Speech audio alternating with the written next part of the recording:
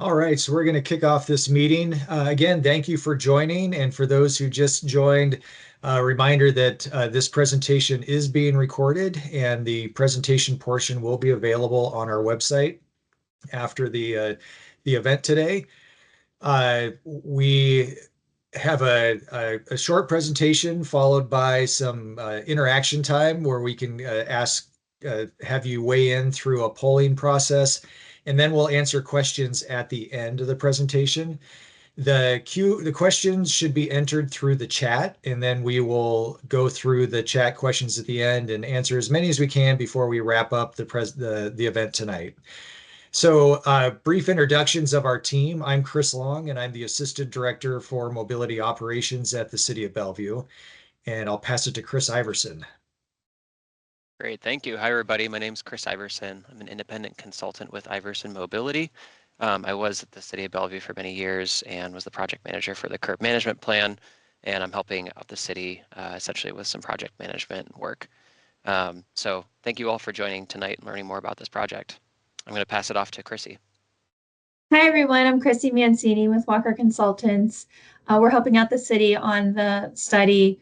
I'm Walker's National Director of Curb Management and New Mobility. So work with a lot of cities on figuring out ways to create more access at the curb. And thanks again for joining today. I'm going to pass it off to my colleague, Kenzie. Hi, everyone. I'm Kenzie Colson. I'm also with Walker Consultants. And like Chrissy said, we have a lot of experience in this realm. It's all about change, and we're here to talk a little bit about what we've learned from some data. So we're excited to be here.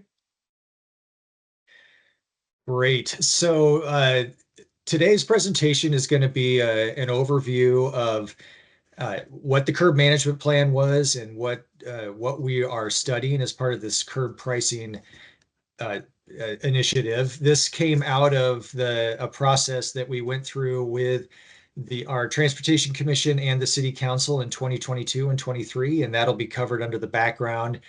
And we'll cover the goals of the study, the data that we have collected so far to help guide the study, and then a little bit of a rundown of other community engagement that's going on. And as I mentioned, there'll be a Mentimeter exercise where we'll get some information from you, and there might even be a few quiz questions in there. So we'll make sure that everybody's listening. So I want to make sure that it's clear up front that the process that we're going through here is this is a study to evaluate the potential of doing curb pricing. It's not a foregone conclusion. Ultimately, our Transportation Commission will be weighing all the information provided and the process that we've gone through with them in the various steps of meetings that we're doing with the commission, and will ultimately be the ones making a recommendation to the council, which we anticipate will happen in the fall.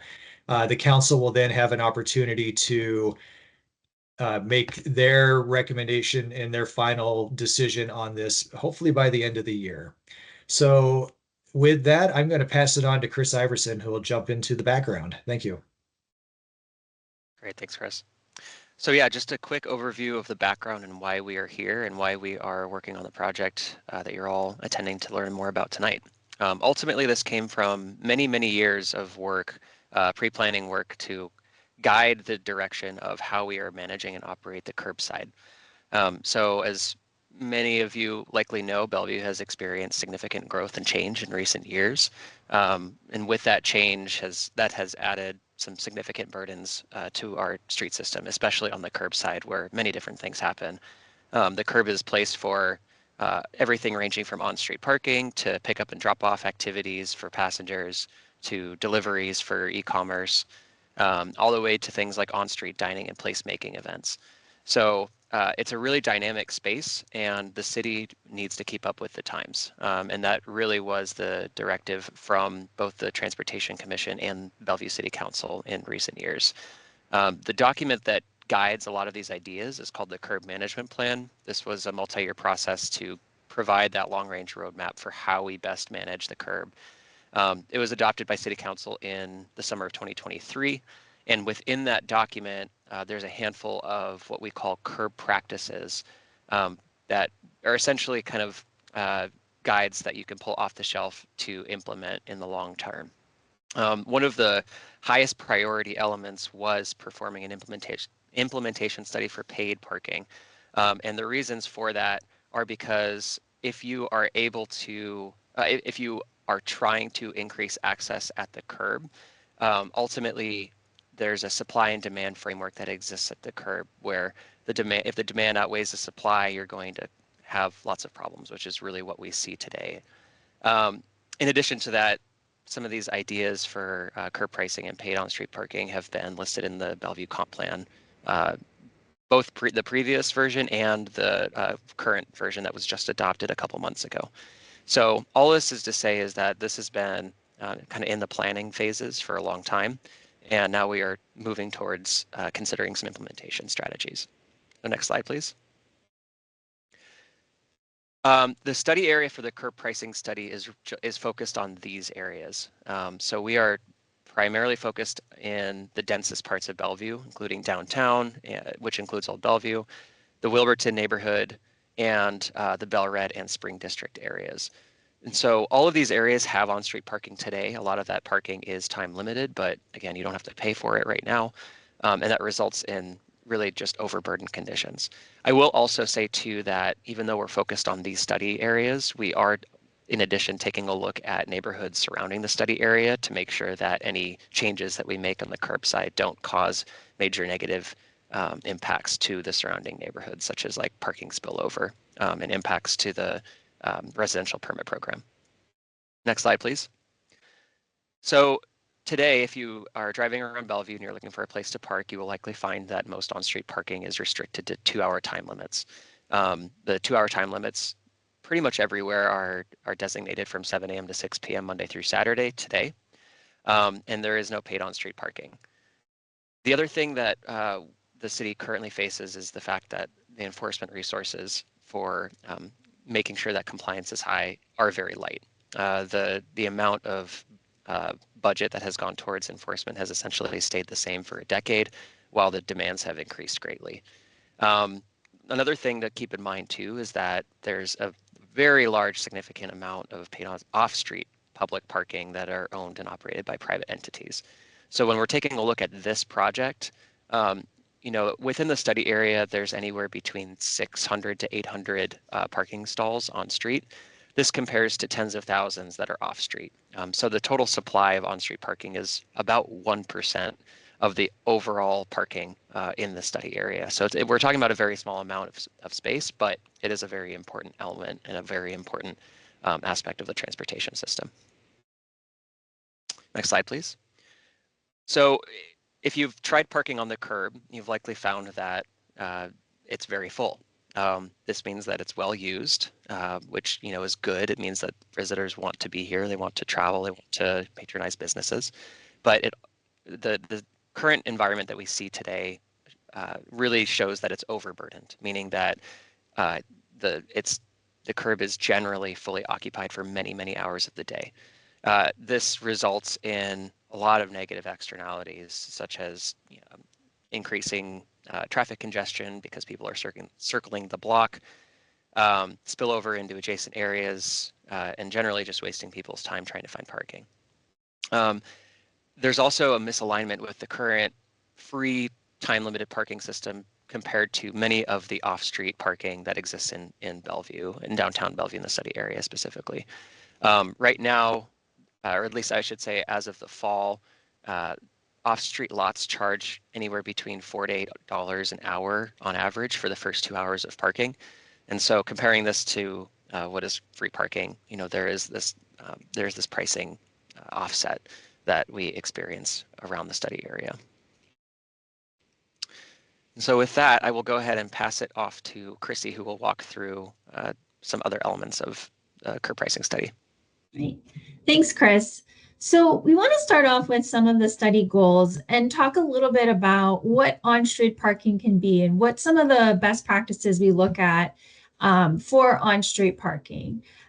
So in most cities, we're looking at 3 elements of parking management. So first, parking can be unregulated or, free, unrestricted, no time limits. It can be convenient, so it can be right at the destination, right where you want to park, in front of that shop, in front of that restaurant, or it can be available. So there's plenty of parking. It might not be in the most convenient locations. You might have to walk a little bit, but it's available. So it cannot be all these three things at once. So looking at the public supply of on-street parking in Bellevue in the urban areas, it's only about right now somewhere around 600 spaces. It can grow. We're thinking it could grow a little bit more as more areas are built out. But, it's really a matter of supply and demand. Right now, parking is free in those areas, but for the most part, it's not available or convenient because, there's a lot of demand for that short supply of parking. So that's why we are exploring paid parking. So people can have access to more destinations in Bellevue, when they want to have access to those destinations. So the study goals are really to make it easier to find available spaces. That is the goal. We want to target occupancy rate of about 80% per block, and that's a best practice. So if the occupancy rate is 80%, that means there's always going to be 1 or 2 parking spaces available per block at any time. We want to increase compliance. We don't want long-term parking at the curb in those most convenient locations. And really just to achieve equitable outcomes and adjusting prices based on demand and data. Thinking about data analysis, so we did collect occupancy analysis of curb activity in September of 2024. Data has been collected throughout the years, but essentially we went on each block, we collected data every hour from 7 a.m. to 8 p.m., and we looked at occupancy and turnover per block. And what we found was that, as we've mentioned before, the curb was very well utilized. In this map, you can see areas of red are areas that are over 85% utilized, so over that best practice limit of 80%. This is Old Bellevue peak parking times and the Spring District peak parking times. So this is when most people are parked and out in these areas. In Old Bellevue, that's on a Saturday in the evening, so dinner time. And in the Spring District, that was a Wednesday, so a weekday at noon. That's when those districts are peaking for parking. But you can see there's just a lot of demand for parking, a lot of red on these maps. Similarly with downtown, downtown peaked for parking on a Wednesday, so a weekday around 11. So again, lunchtime. And what's another finding of downtown, there's a lot of red on this map, but there's also a lot of purple. And those purple are areas that are over 100% utilized. And you may be asking, how can an area be over 100% utilized? But those are areas where people are parking in no parking areas, in front of hydrants, in front of crosswalks, places where you're not supposed to be parking. And that leads to safety issues, which is obviously a major concern. So all of this, congestion, like we said, this is limiting access to businesses, limiting convenience. It incites circling on blocks. It's wasting people's time and energy looking for parking and just increasing congestion. And we also looked at, want to show you some data of the curb occupancy in the study areas over the full day. So you can kind of see how the data in occupancy changes. So this is the weekday. It was a Wednesday, and you can see in Old Bellevue, the parking is, pretty available up until about noon. And once lunchtime rolls around, as we go into the evening, it's going to be extremely challenging to find a parking space in Old Bellevue on the street. In downtown, as you can see, as you get into 2 p.m. and especially after 4 p.m., again, virtually most spaces are occupied. It's going to be challenging to find a space on the street. And in the Spring District, similar to Old Bellevue, beginning around lunchtime and into the evening, the curb is very well occupied. Again, you're going to be circling for his space and really not able to find a space on the street. Weekends are, seeing similar. Where in the mornings, there is availability. But in Old Bellevue, the weekend is pretty well congested. On-street parking is very well congested, once you're hitting the lunchtime hour and throughout the day. And then in downtown in the Spring District, those evening hours, times when people, want to be there for shopping and dining and other activities, you're not going to be able to find an on-street parking space. So we also looked at vehicles overstaying the 2-hour time limit. And, this is, we talked about the enforcement. We have very light enforcement. There is a 2-hour time limit in these areas, but this is the number of vehicles that are staying for 3 hours or more. So definitely over that 2-hour time limit. And in some places in downtown, this is a third of all vehicles are staying over the 2-hour time limit. Especially as we saw downtown, there's lots of vehicles parked in no parking areas that aren't complying with the regulations. And they're also staying over the time limit. So, challenges with compliance going on there. Similarly, in Old Bellevue and Spring District, about a quarter of all vehicles are staying over the 3-hour time limit. So, again, if vehicles are sitting in those spaces, that's limiting your access to businesses. It's making it harder to easily find a space on those blocks. We have a lot of photos of vehicles observed parked illegally. You can see here, these are all no parking areas where vehicles are parked where they're not supposed to. A vehicle that's parked. This isn't a parking space. This is a no parking area, and you can see that vehicles are just cars, or people are looking for spaces wherever they can. Takeaways again, that most blocks in the study area are either approaching capacity or over capacity, and 20%, it could be up to 50% of the vehicles that are staying 2 to 3 hours are overstaying the curbside limit of 2 hours or more in most places. So I'm going to hand it to my colleague Kenzie to talk through some community engagement.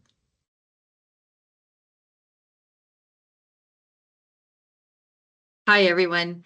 My name again is Kinsey Colson, and my background is almost entirely in parking operations for municipal and other complex operations. And so I've worked on projects like this around the country, but what I can tell you is that that these are challenging topics. It's emotional to know that ultimately the growth of the city has created a demand that now it feels difficult. There's change. In this case, there's a need to take action to preserve some safety and the integrity of how people continue to do their business and visit. But I can tell you also, I can assure you that after other similar programs launch, and almost immediately after launch, we see reduced congestion, we see reduced circling, we see reduced safety issues and double parking in bike lanes, and we see deliveries happening seamlessly, and that illegal parking can really dissipate quickly. So now all that said, again, this is not an easy project to think about. It takes bravery to even think about these things. And as we see communities grow across the country, there are fewer and fewer simple fixes. I mention that because there is not going to be one solution that's going to fix your streets. We like to think as humans that there's a problem, we're going to solve it. Here's the one thing that we're going to do to make everything better. This is not a scenario like that. This is complex. And better practice is only going to happen with a number of layered solutions along with intent to really listen to the community. So that's why we're here today. We are committed to these engagement strategies listed on the slide: transparency, equity, incorporating feedback. We're here to share this info on the project with you, collect your travel pattern feedback, and then incorporate that feedback into possible modeling. Again, we're not here making decisions. That's not the stage we're in. But your comments and questions, and specifically your travel patterns, are going to help us come up with potential layered solutions. And again, it's many things. This is not just one one silver bullet. On the next slide, we have more information about our engagement methods. And so we held an open house last week. Here we are on February 10th in our virtual open house. We've done a number of stakeholder one-on-ones and focus groups. Last week, we focused heavily on door-to-door outreach, interviews, intercept surveys with folks on the street. The website does have information posted, and it will continue to have updates on the project. And we additionally sent a mailer out to encourage participation in the website and the survey. So our ongoing commitment is to make sure that we're really listening, and again, importantly, if you haven't taken the survey, please do so. We'll make sure and post a QR code for that a little bit later in the presentation, but you can also find it on the City of Bellevue website.